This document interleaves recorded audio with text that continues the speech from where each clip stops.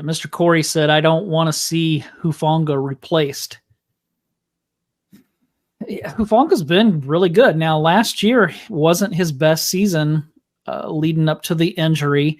He missed a lot of tackles last year, and that just wasn't like him the year before. But yeah, one of these safeties, whether it's Mustafa, somebody's going to have to show that they're an upgrade over Hufanga, because you can't let a potential all-pro safety go. And I don't know if Hufanga deserved that all-pro. I mean, he had an all-pro season, but he kind of tailed off toward the end.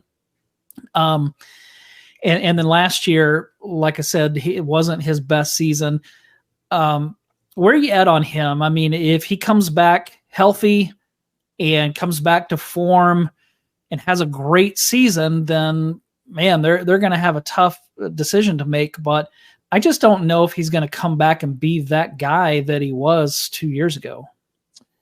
I think Hufanga's still got better instincts than almost any players on defense. I mean, Fred Warner's got those kind of instincts, and then Talanoa Hufanga. The guy just plays with his hair on fire. He brings a different attitude.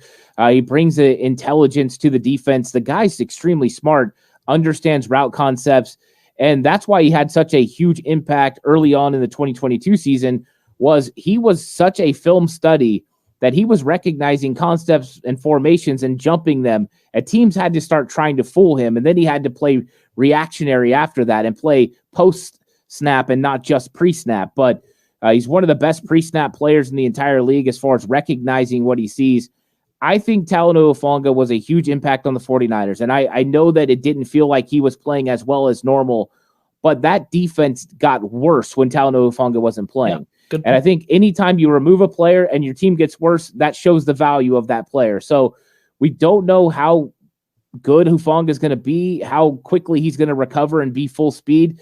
And he wasn't a player that had a lot of speed anyway, so it's mostly instincts. Mm-hmm. So I'm hoping those instincts are still there, that veteran leadership is still there, because I do like Hufanga. Do I think they're trying to replace him? I think they're making sure, in case they can't bring Hufanga back for the contract that makes sense for this team in the future, or in case Hufanga is not the player that he was pre-injury, that they're prepared. But I think they ultimately always loved Hufanga and the attitude that he brings to this defense. Yeah, the run defense especially took a hit after Hufanga went down.